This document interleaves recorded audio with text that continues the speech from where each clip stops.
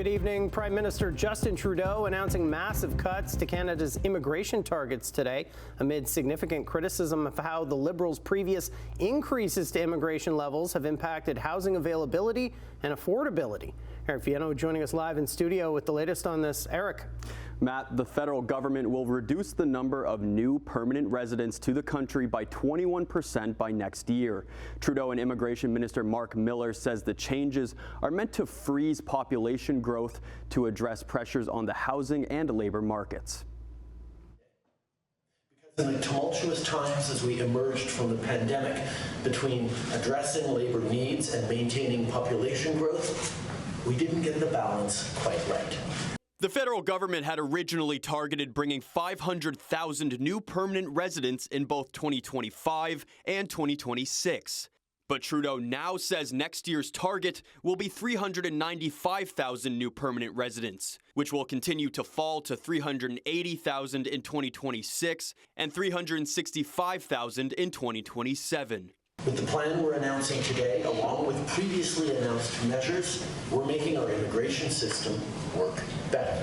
Today's announcement also lays out levels of temporary residence. The government plans to reduce the number of temporary residents to 5% of the population over the next 3 years, down from 7.2% in July. The changes follow after significant criticism of the Liberal government's plan to increase immigration, which has had an impact on housing availability and affordability. The lower permanent resident targets, as well as the temporary resident targets, will have and are expected to impact the housing supply gap by about 670,000 units by the end of 2027. That means that we will not have to build an additional 670,000 housing units. The government says it plans to prioritize temporary residents for permanent residency. It expects more than 40% of the permanent residency spots will be filled by them. Conservative leader Pierre Poilievre responding to today's announcement.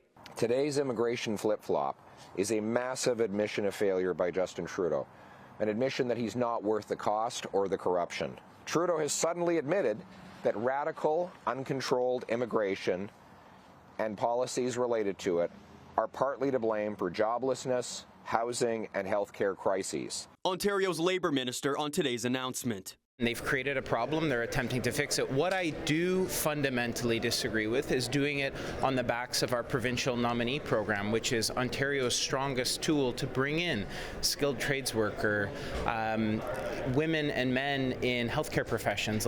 They're going to be cutting that program. Meanwhile, migrant rights groups say these changes will leave the most vulnerable migrant workers with fewer pathways to residency. This is an egregious assault on migrants.